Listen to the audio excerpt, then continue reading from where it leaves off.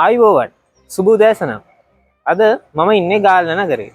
ඉතින් අද අපි කතා කරන්න හදන්නේ සොනික් ෆියුචර් එක ගැන. හැබැයි සොනික් කිව්වහම අපිට මුලින්ම මතක් වෙන්නේ 2005 2006 2007 වගේ කාල සීමාවේ අපි බලපු අර කාටූන් එක. හැබැයි අද කතා කරන්නේ ඒ කාටූන් එක ගැන නෙවෙයි. ඊට අවුරුදු 10කට 15කට විතර පස්සේ ආපහුයි සොනික් කියන වචනේ ඇහෙන්නේ ඒ ලෙවල් වලදී.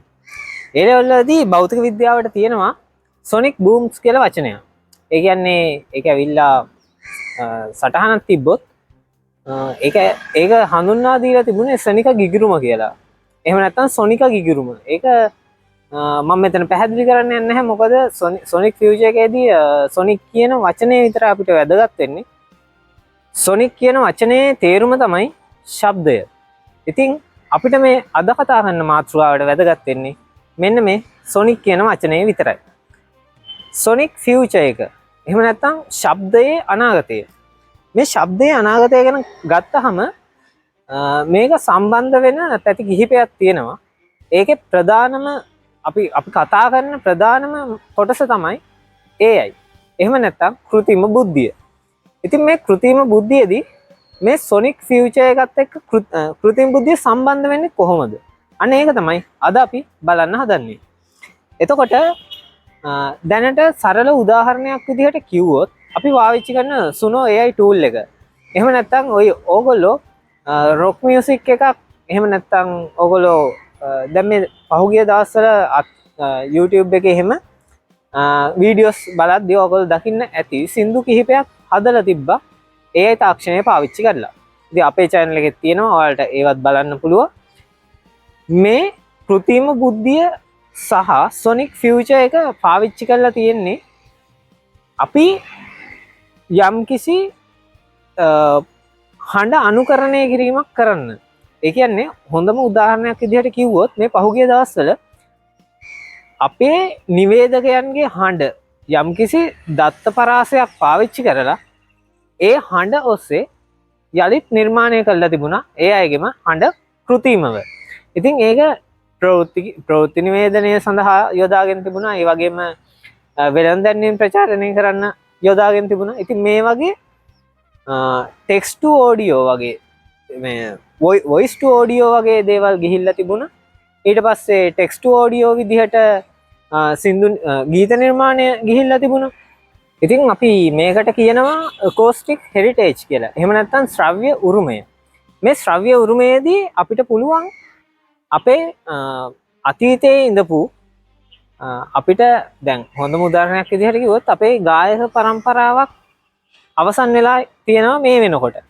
අපිට මේ AI තාක්ෂණය සහ මේ සොනික් ෆියුචර් කියන concept එක ඇතුලේ අපිට පුළුවන් ඒ අයව යලි ප්‍රතිනිර්මාණයක් කරන්න. ඒ අයගේ හඬ යලි ප්‍රතිනිර්මාණයක් කරන්න. ඉතින් මේ කතාව ඇතුලේ මේ acoustic heritage එක ඇතුලේ අපි කතා කරගෙන ආපු මේ AI තාක්ෂණය සහ මේ අපේ හෙරිටේජ් එක එහෙම නැත්නම් උරුමය අපි කොහොමද සංරක්ෂණය කරන්න කියන එක. ඉතින් මේ සොනික් හෙරිටේජ් එක විතරක් නෙමෙයි. මේකේ සෞඛ්‍ය අංශයේදීත් මේක යම් කිසි විදියකින් පාවිච්චි වෙනවා. උදාහරණයක් විදිහට කිව්වොත් අපි දැන් ඔයාලා ෆෝන් එකක තියෙන ෆීචර් එකක් විදිහට පාවිච්චි කරන සාමාන්‍ය හાર્ට් බීට් එක බලන්න. යම්කිසි අපි ගමුකෝ මොකක් හරි අපි සඩලව කියමු ඇප් එකක් පාවිච්චි කරනවා ඔයාලා හાર્ට් බීට් එක චෙක් කරන්න. මේ හાર્ට් බීට් එක චෙක් කරද්දී ඒකේ තරංගාකාරව කලින් සාමාන්‍ය පුද්ගලයෙක්ගේ හෘදයේ ස්පන්දනය අපි මුලින් AI තාක්ෂණය හරහා දත්තවල විදිහට ගබඩා කරලා තියලා ඊට පස්සේ ඒක අපි රෝග විනිශ්චයක් සඳහා පසුකාලීනව භාවිතා කරනවා. එතකොට අපිට අර පෙර පැවතිච්ච දත්ත මේ කාලෙදී පාවිච්චි වෙනවා. සොනික් ෆියුචර් එකේ ඊළඟ මාතෘකාව තමයි අපි කතා කරන්න හදන්නේ සොනික් ඩිජිටල් ට්වින්ස්.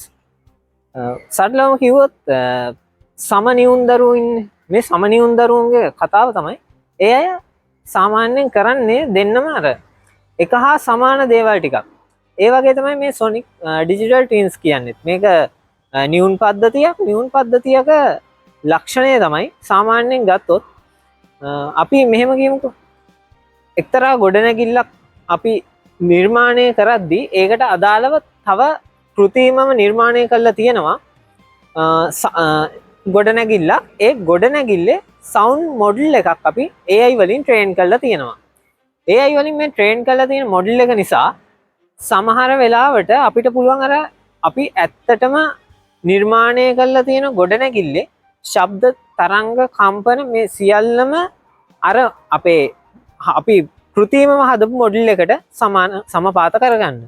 එතකොට මේ සමපාත කිරීම නිසා අර ගොඩනැගිල්ලට යම්කිසි කාල සීමාවකදී නායෑමක් හෝ එහෙම නැත්නම් භූකම්පනයකදී හරි වෙන කම්පන ස්වභාවය අපිට අර මොඩල් එක හරහා ඊට කලින් ට්‍රේන් කරලා තියපු ඒ දත්ත වලින් අපිට පුළුවන් මේකට තියෙන මේකෙදී වෙන විනාශය කොච්චරද මේක වළක්වා ගන්න කොහොමද කියන එක කලින් පුරෝකථනය කරන්න.